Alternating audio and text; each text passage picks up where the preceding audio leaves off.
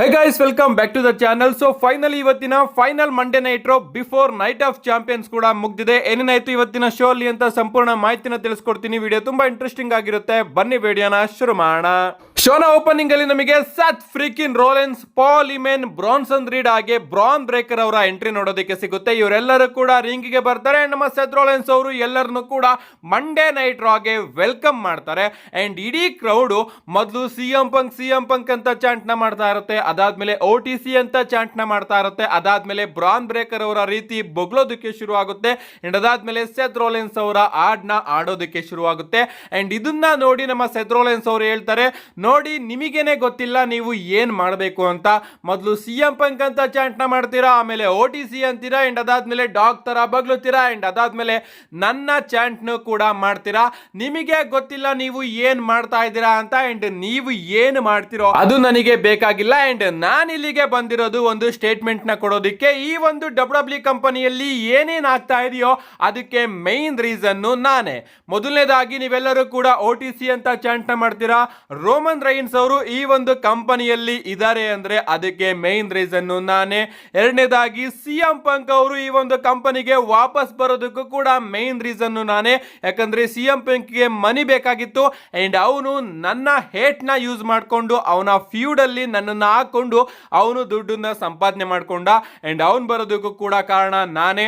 And Kodi roads ಅವರು ಬರೋದಕ್ಕೂ ಕೂಡ ಕಾರಣ ನಾನೇ. ಯಾಕಂದ್ರೆ ಕೋಡಿ ರೋಡ್ಸ್ ಅವ್ರನ್ನ ನಾನೇ ಎಸ್ಟಾಬ್ಲಿಷ್ ಮಾಡಿದ್ದು.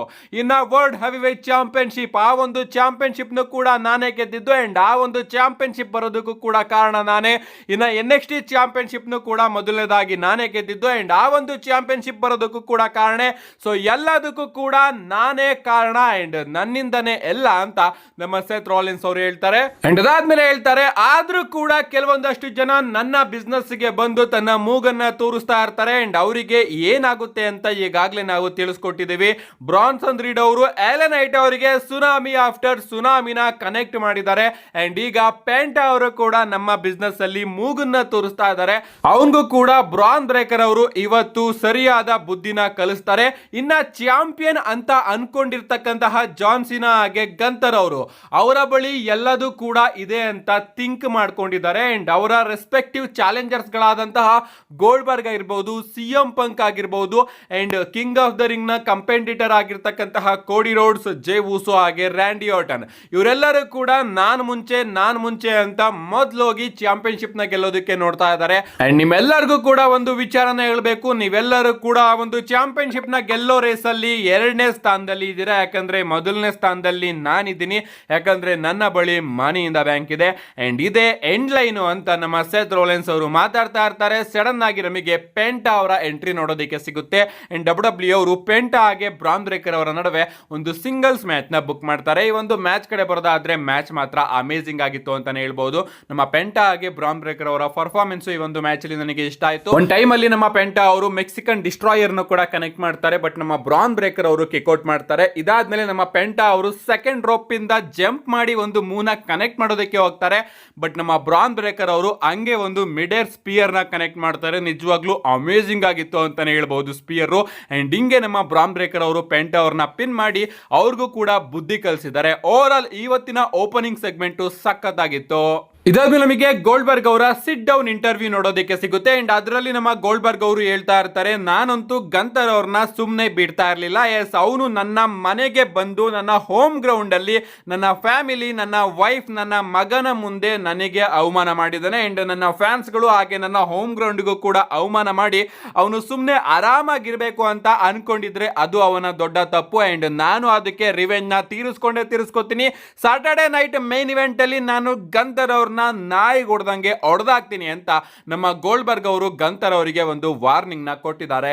ಇದಾದ್ಮೇಲೆ ನಮಗೆ ಬ್ಯಾಕ್ ಸ್ಟೇಜ್ ಅಲ್ಲಿ ನಿಕ್ ಆಲ್ಡಿಸ್ ಅವರು ನೋಡೋದಕ್ಕೆ ಸಿಗ್ತಾರೆ. ಅಂಡ್ ಅಲ್ಲಿಗೆ AJ ಸ್ಟೈಲ್ ಅವರು ಕೂಡ ಬರ್ತಾರೆ. ನಮ್ಮ ನಿಕ್ ಆಲ್ಡಿಸ್ ಅವರು ಹೇಳ್ತಾರೆ, ಜಡ್ಜ್ಮೆಂಟ್ ಡೇ ಅಲ್ಲಿ ಇಂಜುರಿ ಆಗಿದೆ. ಎಸ್, ನಾನು ಲಿವ್ ಮಾರ್ಗನ್ ಅವರ ಬಗ್ಗೆ ಮಾತಾಡ್ತಾ ಇಲ್ಲ, ಬದಲಿಗೆ ಡೊಮಿನಿಕ್ ಮಿಸ್ಟೀರಿಯೋ ಅವರ ಬಗ್ಗೆ ಮಾತಾಡ್ತಾ ಇದ್ದೀನಿ.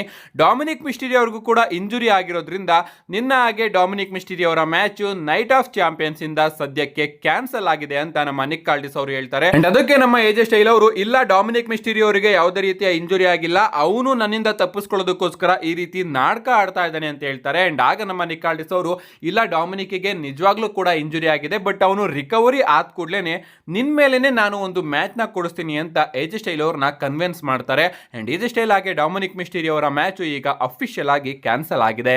ಇದಾದ್ಮೇಲೆ ನಮಗೆ ಕ್ವೀನ್ ಆಫ್ ದ ರಿಂಗ್ ನ ಸೆಮಿಫೈನಲ್ ಮ್ಯಾಚ್ ನೋಡೋದಕ್ಕೆ ಸಿಗುತ್ತೆ ಜೇಡ್ ಕಾರ್ಗಿಲ್ ಹಾಗೆ ರಾಕ್ಸಿನಿ ಪ್ರೀಸ್ ಅವರ ನಡುವೆ. ಇನ್ನ ಈ ಒಂದು ಮ್ಯಾಚ್ ಕಡೆ ಬರೋದಾದ್ರೆ ಮ್ಯಾಚ್ ಡಿಸೆಂಟ್ ಆಗಿತ್ತು ಅಂತಾನೆ ಹೇಳ್ಬಹುದು. ಅಂಡ್ ಈ ಒಂದು ಮ್ಯಾಚ್ ಅಲ್ಲಿ ಆಫ್ ಕೋರ್ಸ್ ನಮ್ಮ ಜೇಡ್ ಕಾರ್ಗಿಲ್ ಅವರು ತನ್ನ ಫಿನಿಶರ್ ನ ಕನೆಕ್ಟ್ ಮಾಡಿ ರಾಕ್ಸಿನಿ ಪ್ರೀಸ್ ಅವ್ರನ್ನ ಪಿನ್ ಮಾಡಿ ಈ ಒಂದು ಮ್ಯಾಚ್ ಅಲ್ಲಿ ಗೆಲ್ಲೋದ್ರ ಮುಖಾಂತರ ಫೈನಲ್ಸ್ ಗೆ ಕ್ವಾಲಿಫೈ ಆಗಿದ್ದಾರೆ. ಅಂಡ್ ಅವರು ಈಗ ನೈಟ್ ಆಫ್ ಚಾಂಪಿಯನ್ಸ್ ಅಲ್ಲಿ ಆಸ್ಕಾ ಅವ್ರನ್ನ ಫೇಸ್ ಮಾಡ್ತಾ ಇದ್ದಾರೆ ಕ್ವೀನ್ ಆಫ್ ದ ರಿಂಗ್ ನ ಫೈನಲ್ಸ್ ಅಲ್ಲಿ. ಇದಾದ್ಮೇಲೆ ನಮಗೆ ರಿಂಗ್ ಜನರಲ್ ಗಂತರ್ ಅವರ ಎಂಟ್ರಿ ನೋಡೋದಕ್ಕೆ ಸಿಗುತ್ತೆ. ನಮ್ಮ ಗಂತರ್ ಅವರು ರಿಂಗ್ ಗೆ ಬರ್ತಾರೆ. ಕಳೆದ ವಾರದ ಮಂಡೇ ನೈಟ್ ರೋ ನನ್ನ ಸೆಲಿಬ್ರೇಷನ್ ವಾರ ಆಗ್ಬೇಕಾಗಿತ್ತು, ಬಟ್ ಅಲ್ಲಿಗೆ ಗೋಲ್ಡ್ಬರ್ಗ್ ಅವರು ಬಂದು ಐ ಆಮ್ ನೆಕ್ಸ್ಟ್ ಅಂತ ಹೇಳಿ ನನ್ನ ಸೆಲಿಬ್ರೇಷನ್ ಎಲ್ಲದನ್ನು ಕೂಡ ಹಾಳು ಮಾಡ್ತಾರೆ. ನಿಜವಾಗ್ಲೂ ಗೋಲ್ಡ್ಬರ್ಗ್ ತುಂಬಾನೇ ಡಾಮಿನೆಂಟ್ ರೆಸ್ಲರ್ ಆಗಿದ್ದ 1999ರಲ್ಲಿ, ಬಟ್ ಈಗ ಇದು 2025. ನನ್ ಕಣ್ಣಿಗೆ ಗೋಲ್ಡ್ಬರ್ಗ್ ಒಬ್ಬ 50 ವರ್ಷದ ಮುದಿ ಗೂಬೆ ರೀತಿ ಮಾತ್ರ ಕಾಣಿಸ್ತಾನೆ. ಅಂಡ್ ಅವನನ್ನ ನಾನು ನೈಟ್ ಆಫ್ ಚಾಂಪಿಯನ್ಸ್ ಅಲ್ಲಿ ಚಿಂದಿ ಉಡಾಯಿಸ್ತೀನಿ. ಅಂಡ್ ಅವನ ಫ್ಯಾಮಿಲಿ ಹಾಗೆ ಅವನ ಮಗ, ಅವನ ವೈಫ್ ಹಾಗೆ ಅವನ ಇಡೀ ಹೋಮ್ ಗ್ರೌಂಡ್ ಇದೆಯಲ್ಲ, ಅದಕ್ಕೆ ನಾನು ಸಾರಿನ ತಿಳಿಸ್ತೀನಿ. ಯಾಕಂದ್ರೆ ಗೋಲ್ಡ್ಬರ್ಗ್ ಅವರ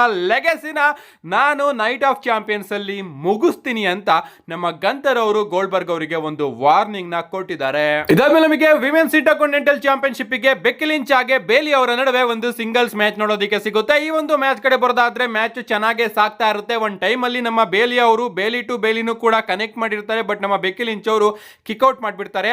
ಅಂಡ್ ಈ ಒಂದು ಮ್ಯಾಚ್ ಅಲ್ಲಿ ನಮ್ಮ ಬೆಕ್ಕಿ ಲಿಂಚ್ ಅವರು ಹೇಗಾದ್ರೂ ಮಾಡಿ ಆ ಒಂದು ಚಾಂಪಿಯನ್ಶಿಪ್ ನ ನನ್ನ ಕೈಯಲ್ಲೇ ಉಳಿಸ್ಕೋಬೇಕು ಅಂತ ನಮ್ಮ ಬೇಲಿ ಅವ್ರನ್ನ ಬ್ಯೂರಿಡ್ ಮಾಡೋದಕ್ಕೂ ಕೂಡ ಶುರು ಮಾಡ್ತಾರೆ. ಅಂದ್ರೆ ನಮ್ಮ ಬೇಲಿ ಅವ್ರನ್ನ ಅನೌನ್ಸರ್ ಟೇಬಲ್ ಸೈಡಿಗೆ ಎಸೆದ್ಬಿಟ್ಟು ಅವ್ರ ಮೇಲೆ ಅನೌನ್ಸರ್ ಚೇರ್ಸ್ ಗಳನ್ನ ಹಾಗೆ ಸ್ಟೀಲ್ ಚೇರ್ಸ್ ಗಳನ್ನ ಎಸ್ತು ಅವ್ರನ್ನ ಎದಾಳ್ದೇ ಇರೋ ರೀತಿ ಮಾಡೋದಕ್ಕೆ ಟ್ರೈ ಮಾಡ್ತಾರೆ. ನಮ್ಮ ಬೆಕ್ಕಿ ಲಿಂಚ್ ಅವರು ರಿಂಗ್ ಒಳಗಡೆ ಹೋಗ್ತಾರೆ ಅಂಡ್ ರೆಫ್ರಿ ಕೌಂಟ್ ಕೂಡ ಮಾಡ್ತಾ ಇರ್ತಾನೆ. ಬಟ್ ಇಲ್ಲಿ ನಮ್ಮ ಬೇಲಿ ಅವ್ರನ್ನ ಎದ್ದೇಳಿಸೋದಕ್ಕೆ ಲೈರಾ ವಾಲ್ಕಾಯ್ರಾ ಅವರು ಬರ್ತಾರೆ. ಲೈರಾ ವಾಲ್ಕಾಯ್ರಾ ಅವರು ಬಂದು ಬೇಲಿ ಅವರ ಮೇಲೆ ಹಾಕಿರ್ತಕ್ಕಂತಹ ವಸ್ತುಗಳನ್ನೆಲ್ಲದನ್ನು ಕೂಡ ತೆಗಿತಾರೆ. ಅಂಡ್ ಆಗ ನಮ್ಮ ಬೇಲಿ ಅವರು ರಿಂಗ್ ಒಳಗಡೆ ಹೋಗ್ತಾರೆ ಅಂತಾನೆ ಹೇಳ್ಬಹುದು. ಅಂಡ್ ಈ ಒಂದು ಗ್ಯಾಪ್ ಅಲ್ಲಿ ನಮ್ಮ ಬೆಕ್ಕಿ ಲಿಂಚ್ ಅವರು ಲೈರಾ ಅವರ ಮೇಲೆನೆ ಅಟ್ಯಾಕ್ ಮಾಡ್ಬಿಡ್ತಾರೆ. ಅಂಡ್ ಅಟ್ಯಾಕ್ ಮಾಡಿ ಲೈರಾ ಈಗ ನೀನು ನನಗೆ ಅಟ್ಯಾಕ್ ಮಾಡು, ನಾನು ಡಿಸ್ಕ್ವಾಲಿಫಿಕೇಶನ್ ಇಂದ ಗೆದ್ಬಿಡ್ತೀನಿ ಅಂತ ಆ ರೀತಿ ಸನ್ನೆ ಮಾಡ್ತಾ ಇರ್ತಾರೆ. ಬಟ್ ನಮ್ಮ ಲೈರಾ ಅವರು ಮೊದಲು ಅಟ್ಯಾಕ್ ಮಾಡೋದಿಲ್ಲ. ಅಂಡ್ ಮತ್ತೊಮ್ಮೆ ನಮ್ಮ ಬೆಕ್ಕಿ ಲಿಂಚ್ ಅವರೇ ಲೈರಾ ಅವರ ಮೇಲೆ ಅಟ್ಯಾಕ್ ಮಾಡ್ಬಿಡ್ತಾರೆ. ಅಂಡ್ ಆ ಒಂದು ಟೈಮ್ ಅಲ್ಲಿ ನಮ್ಮ ಬೇಲಿ ಅವರು ಬೆಕ್ಕಿ ಲಿಂಚ್ ಅವರ ಮೇಲೆ ಅಟ್ಯಾಕ್ ಮಾಡಿ ಟಾಪ್ ರೋಪ್ ಮೇಲಿಂದ ಇನ್ನೇನು ಜಂಪ್ ಮಾಡಬೇಕು ಅಷ್ಟೊತ್ತಿಗೆ ಲೈರಾ ಅವರು ಬಂದು ಬೆಕ್ಕಿ ಲಿಂಚ್ ಅವರ ಮೇಲೆ ಅಟ್ಯಾಕ್ ಮಾಡಿಬಿಡ್ತಾರೆ. ಅಂಡ್ ಈ ಒಂದು ಮ್ಯಾಚ್ ಡಿಸ್ಕ್ವಾಲಿಫಿಕೇಶನ್ ಇಂದ ಎಂಡ್ ಆಗುತ್ತೆ. ಅಂಡ್ ಡಿಸ್ಕ್ವಾಲಿಫಿಕೇಶನ್ ಇಂದ ನಮ್ಮ ಬೆಕ್ಕಿ ಲಿಂಚ್ ಅವರು ಈ ಒಂದು ಮ್ಯಾಚ್ ಅಲ್ಲಿ ತನ್ನ ಚಾಂಪಿಯನ್ಶಿಪ್ ನ ರಿಟೈನ್ ಮಾಡ್ಕೊಂಡಿದ್ದಾರೆ. ಇದಾದ್ಮೇಲೆ ನಮ್ಮ ಬೇಲಿ ಹಾಗೆ ಲೈರಾ ವಾಲ್ಕಾಯ್ರಾ ಅವರು ರಿಂಗ್ ಮೇಲ್ಗಡೆನೆ ಮಾತಾಡ್ತಾ ನಿಂತ್ಬಿಡ್ತಾರೆ. ಇದಾದ್ಮೇಲೆ ನಮಗೆ ರೊಕೈಲ್ ಅವರ ಎಂಟ್ರಿ ನೋಡೋದಕ್ಕೆ ಸಿಗುತ್ತೆ. ನಮ್ಮ ರೊಕೈಲ್ ಅವರು ಸೀದಾ ರಿಂಗ್ ಗೆ ಬಂದು ರಿಯಾ ರಿಪ್ಲಿ ಅವ್ರನ್ನ ಕಾಲ್ ಔಟ್ ಮಾಡ್ತಾರೆ. ಅಂಡ್ ರಿಯಾ ರಿಪ್ಲಿ ಅವರು ಕೂಡ ಬರ್ತಾರೆ.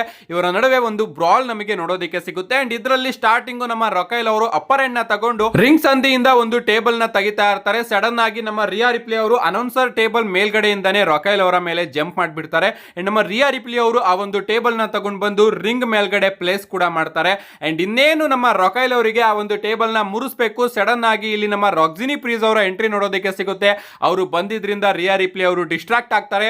ಅವರ ಗಮನ ರಾಕ್ಸಿನಿ ಪ್ರೀಸ್ ಅವರ ಮೇಲೆ ಹೋಗಿ ನಮ್ಮ ರಿಯಾ ರಿಪ್ಲಿ ಅವರು ರಾಕ್ಸಿನಿ ಪ್ರೀಸ್ ಅವರ ಮೇಲೆ ಅಟ್ಯಾಕ್ ಮಾಡೋದಕ್ಕೆ ಶುರು ಮಾಡ್ತಾರೆ. ಅಂಡ್ ಹಿಂದೆಯಿಂದ ನಮ್ಮ ರೊಕೈಲ್ ಅವರು ಬಂದು ರಿಯಾ ರಿಪ್ಲಿ ಅವರ ಮೇಲೆ ಅಟ್ಯಾಕ್ ಮಾಡಿ ತನ್ನ ಫಿನಿಶರ್ ನ ಆ ಒಂದು ಟೇಬಲ್ ಮೇಲೆ ಕನೆಕ್ಟ್ ಮಾಡಿ ಆ ಒಂದು ಟೇಬಲ್ ನ ಮುರಿಸ್ತಾರೆ. ಅಂಡ್ ಇದಾದ್ಮೇಲೆ ನಮ್ಮ ರೊಕೈಲ್ ಅವರು ರಾಕ್ಸಿನಿ ಪ್ರೀಸ್ ಅವ್ರನ್ನ ಎತ್ಕೊಂಡು ತಪ್ಕೋತಾರೆ ಕೂಡ. ಅಂಡ್ ಅವರ ರಿವೆಂಜ್ ನ ಇವತ್ತು ತೀರಿಸಿಕೊಂಡಿದ್ದಾರೆ ರಿಯಾ ರಿಪ್ಲಿ ಅವರ ಮೇಲೆ. ಅಂಡ್ ಡಬ್ಲ್ಯೂ ಅವರು ಇಲ್ಲಿ ರೊಕೈಲ್ ಹಾಗೆ ರಾಕ್ಸಿನಿ ಅವ್ರನ್ನ ಒಂದು ಮಾಡೋದಕ್ಕೂ ಕೂಡ ಈ ಒಂದು ಸೆಗ್ಮೆಂಟ್ ನ ಚೆನ್ನಾಗಿ ಪ್ಲಾನ್ ಮಾಡಿದ್ರು. ಇದಾದ್ಮೇಲೆ ನಮಗೆ ಶೋನ ಮೇನ್ ಇವೆಂಟ್ ನೋಡೋದಕ್ಕೆ ಸಿಗುತ್ತೆ. ಕಿಂಗ್ ಆಫ್ ದ ರಿಂಗ್ ನ ಸೆಮಿಫೈನಲ್ ಮ್ಯಾಚ್ ಅಮೆರಿಕನ್ ನೈಟ್ ಮೇರ್ ಕೋಡಿ ರೋಡ್ಸ್ ಹಾಗೆ ಜೇ ಉಸೋ ಅವರ ನಡುವೆ.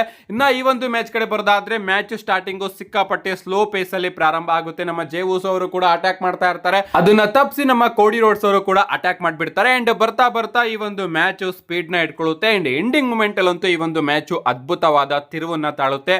ಈ ಒಂದು ಮ್ಯಾಚ್ ಅಲ್ಲಿ ನಮ್ಮ ಕೋಡಿ ರೋಡ್ಸ್ ಅವರು ಜೇ ಉಸೋಗೆ ಗಾಮೋರಾ ಲಾಕ್ ನು ಕೂಡ ಕನೆಕ್ಟ್ ಮಾಡ್ತಾರೆ. ಅಂಡ್ ಆಗ ನಮ್ಮ ಮೈಕಲ್ ಕೋಲ್ ಅವರು ಹೇಳ್ತಾರೆ ಇದು ಬ್ರಾಕ್ ಲೆಸ್ನರ್ ಅವರ ಲಾಕ್ ಅಂಡ್ ಈ ಒಂದು ಲಾಕ್ ನ ಕೋಡಿ ರೋಡ್ಸ್ ಅವರು ಬ್ರಾಕ್ ಲೆಸ್ನರ್ ಅವ್ರಿಗೂ ಕೂಡ ಕನೆಕ್ಟ್ ಮಾಡಿದ್ರು ಅಂಡ್ ಈಗ ಈ ಒಂದು ಲಾಕ್ ನ ಜೇ ಉಸೋಗೆ ಹಾಕಿದ್ದಾರೆ ಅಂತ ನಮ್ಮ ಮೈಕಲ್ ಕೋಲ್ ಅವರು ಹೇಳ್ತಾರೆ ಅಂಡ್ ಅದರಿಂದ ತಪ್ಪಿಸ್ಕೊಂಡು ನಮ್ಮ ಜೇ ಉಸೋ ಅವರು ಸ್ಲೀಪರ್ ನ ಕೋಡಿ ರೋಡ್ಸ್ ಅವರಿಗೆ ಕನೆಕ್ಟ್ ಮಾಡ್ತಾರೆ. ಆ ಎಲ್ಲಾ ಸೀಕ್ವೆನ್ಸ್ ಗಳು ಕೂಡ ಚೆನ್ನಾಗಿತ್ತು ಅಂಡ್ ಒಂದು ಟೈಮ್ ಅಲ್ಲಿ ಸ್ಪಿಯರ್ ನು ಕೂಡ ಕನೆಕ್ಟ್ ಮಾಡ್ತಾರೆ ಬಟ್ ನಮ್ಮ ಕೋಡಿ ರೋಡ್ಸ್ ಅವರು ಕಿಕ್ಔಟ್ ಮಾಡ್ತಾರೆ. ಆಫ್ ಕೋರ್ಸ್ ಜೇ ಉಸೋ ಅವರ ಸ್ಪಿಯರ್ ಗೆ ಕೋಡಿ ರೋಡ್ಸ್ ಅವರು ಎಲ್ಲಿ ಪಿನ್ ಆಗೋರು ಅಲ್ವಾ. ಇದಾದ್ಮೇಲೆ ಎರಡೆರಡು ಬಾರಿ ಕೋಡಿ ಕಟರ್ ನು ಕೂಡ ನಮ್ಮ ಕೋಡಿ ರೋಡ್ಸ್ ಅವರು ಕನೆಕ್ಟ್ ಮಾಡ್ತಾರೆ. ಅದಲ್ದಲೆ ಒಂದು ಬಾರಿ ಟಾಪ್ ರೋಪ್ ಮೇಲಿಂದ ಕೋಡಿ ಕಟರ್ ನ ಕನೆಕ್ಟ್ ಮಾಡ್ತಾರೆ ಬಟ್ ಸ್ಟಿಲ್ ಜೇ ಉಸೋ ಅವರು ಕಿಕ್ಔಟ್ ಮಾಡ್ತಾ ಇರ್ತಾರೆ. ಈ ಒಂದು ಮ್ಯಾಚ್ ನ ಎಂಡಿಂಗ್ ಅಲ್ಲಿ ನಮ್ಮ ಜೇ ಉಸೋ ಅವರು ಒಂದು ಸೂಪರ್ ಕಿಕ್ ನ ಕನೆಕ್ಟ್ ಮಾಡಿ ಕೋಡಿ ರೋಡ್ಸ್ ಅವರಿಗೆ ಒಂದು ಸ್ಪಿಯರ್ ನ ಕನೆಕ್ಟ್ ಮಾಡಿ ಈಗ ನಿನ್ನ ಕತೆನ ಎಂಡ್ ಮಾಡ್ತೀನಿ ಅಂತ ಟಾಪ್ ರೋಪ್ ಮೇಲೆ ಹತ್ತಿರ್ತಾರೆ. ಫ್ಲಾಶ್ ನ ಕನೆಕ್ಟ್ ಮಾಡೋದಕ್ಕೆ ಸಡನ್ ಆಗಿ ನಮ್ಮ ಕೋಡಿ ರೋಡ್ಸ್ ಅವರು ಟಾಪ್ ರೋಪ್ ಮೇಲ್ಗಡೆನೆ ಹೋಗಿ ಅಲ್ಲಿಂದ ಒಂದು ಕಟರ್ ನ ಕನೆಕ್ಟ್ ಮಾಡ್ತಾರೆ ಅಂಡ್ ಇಲ್ಲಿ ನಮ್ಮ ಜೇ ಉಸೋ ಅವರ ಕತೆ ಮುಗಿಯುತ್ತೆ. ನಮ್ಮ ಜೇ ಉಸೋ ಅವ್ರನ್ನ ಎತ್ಕೊಂಡು ನಮ್ಮ ಕೋಡಿ ರೋಡ್ಸ್ ಅವರು ಒಂದು ಕ್ರಾಸ್ ರೋಡ್ ನ ಕನೆಕ್ಟ್ ಮಾಡಿ ಜೇ ಉಸೋ ಅವ್ರನ್ನ ಪಿನ್ ಮಾಡೋದ್ರ ಮುಖಾಂತರ ಈ ಒಂದು ಮ್ಯಾಚ್ ಅಲ್ಲಿ ಗೆದ್ದು ಅವರು ನೈಟ್ ಆಫ್ ಚಾಂಪಿಯನ್ಸ್ ಗೆ ಹೋಗ್ತಾ ಇದ್ದಾರೆ ರ್ಯಾಂಡಿ ಓಟನ್ ಅವ್ರನ್ನ ಫೇಸ್ ಮಾಡೋದಕ್ಕೆ. ಅಂಡ್ ಹಿಂಗೆ ಇವತ್ತಿನ ಮಂಡೇ ನೈಟ್ ರೋ ಎಂಡಿಂಗು ಕೂಡ ನಮಗೆ ನೋಡೋದಕ್ಕೆ ಸಿಗುತ್ತೆ. ಓವರ್ ಆಲ್ ಒಂದು ಅದ್ಭುತವಾದ ಮಂಡೇ ನೈಟ್ ರೋ ಅಂತಾನೆ ಹೇಳ್ಬಹುದು ಬಟ್ ಅಂತ ಒಂದು ಬ್ಯಾಂಗರ್ ವಿಚಾರ ನಮಗೆ ನೋಡೋದಕ್ಕೆ ಸಿಗಲಿಲ್ಲ. ಅದರಿಂದನೇ ಈ ಒಂದು ಮಂಡೇ ನೈಟ್ ರೋಗೆ ನಾನು 4.5 ಸ್ಟಾರ್ ನ ಕೊಡ್ತಾ ಇದ್ದೀನಿ. ನನಗೇನೋ ಓಕೆ ಗುರು ನೋಡಬಹುದು ಅಂತ ಅನಿಸ್ತು. ನಿಮ್ಗೆ ಅನಿಸ್ತು ಇವತ್ತಿನ ಮಂಡೇ ನೈಟ್ ರೋ? ನಿಮ್ಮ ಅನಿಸಿಕೆನ ಕಮೆಂಟ್ ಮಾಡಿ ಅಂತ ಹೇಳ್ತಾ see you guys in my next video.